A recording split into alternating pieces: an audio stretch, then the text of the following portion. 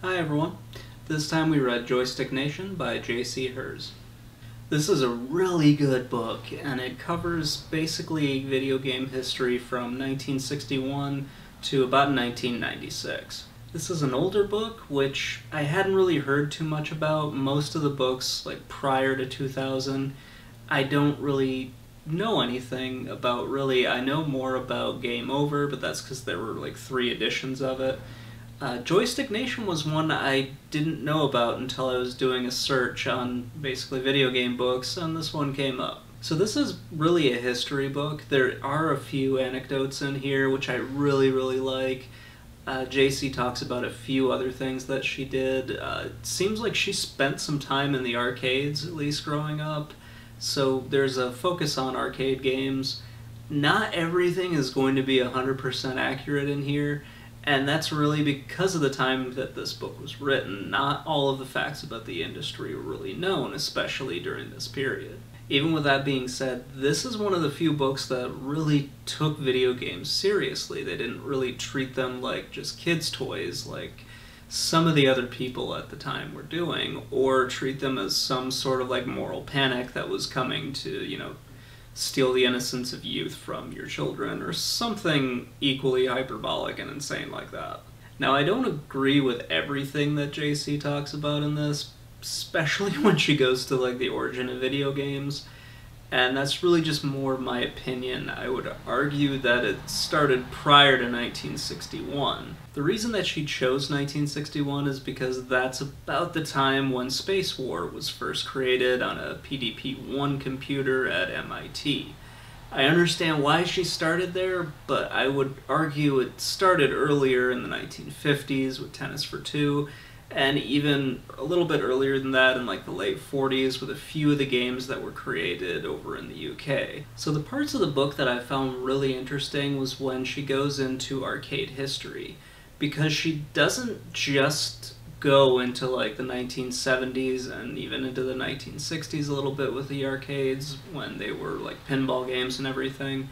She goes all the way back to about the 1890s when it was just like coin-operated, like amusement things. So like small jukeboxes, like the Nickelodeons or something like that, where you would just put some spare change in them and you could like hear a song, or you could see like a picture show or something along those lines. So doing this, we can see how the perception of arcades really hadn't changed too much all the way from their beginning up until the present, or at least in 1997 when this book was written. Arcades, and also sort of like the amusement parlors and stuff that happened before them, you can kind of see they were always like really seedy places to be. There were a lot of moral panics around, how these are destroying our youth, or they're stealing money from children and whatnot.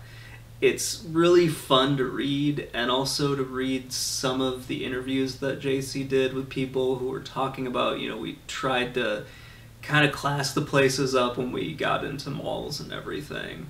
And that was one really cool thing that I knew, but I didn't really remember very much. It's that arcades were very tied to the rise of basically the shopping mall and everything, where you have just this explosion of malls throughout the 70s and 80s, and that means you have more arcades. You don't just have them as their own dedicated places, you have them inside the mall. Next thing I want to talk about is when she goes to the American Museum of the Moving Image.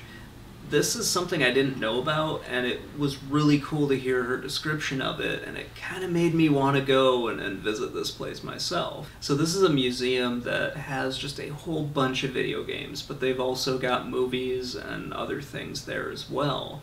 The video games really caught my eye, mostly because the book is about video games, so JC spends most of her time talking about that section of the museum.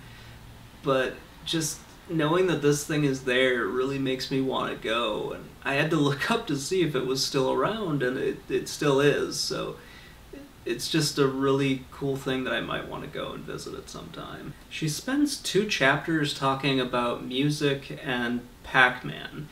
The music section was kind of cool because it's a lot of her talking to some of her friends, and they're mentioning like how they remember the sound effects for Atari games. There's a lot of Atari memories in here just because of the age of the people that she's talking to. I'm assuming if I did this, it would be a lot of like NES and maybe Super Nintendo soundtracks. Her section on Mascots is pretty interesting, especially since she starts out with Pac-Man. Because Pac-Man really was like Mario before there was Mario.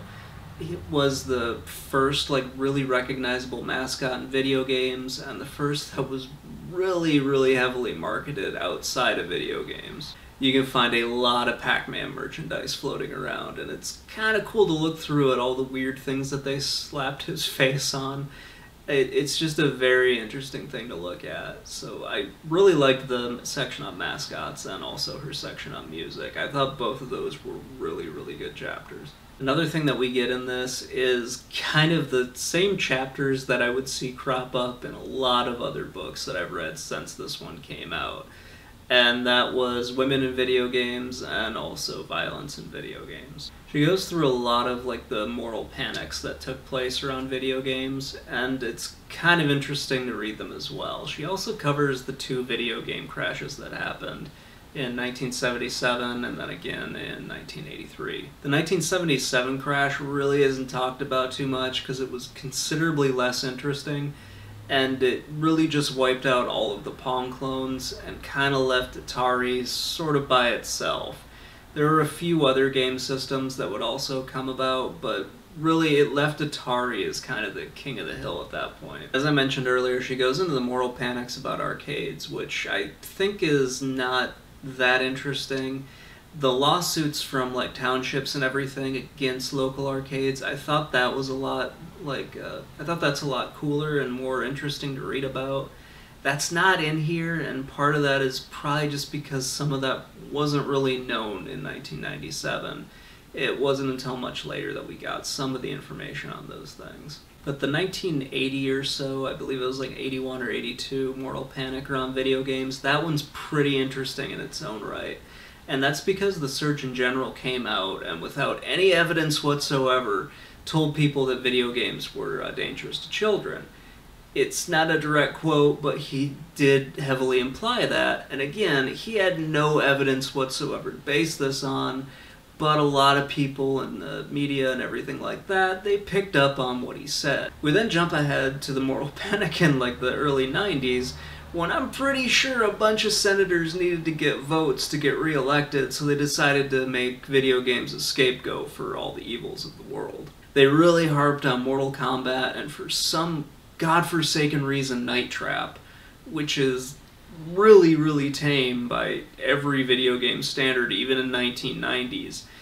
It just was so crazy to read about that because I didn't know it at the time, but like there have been other videos on the creation of the ESRB, which is what happened as a result of this whole like congressional inquiry into video games. So anyway guys, that's gonna wrap it up. This is a really great book.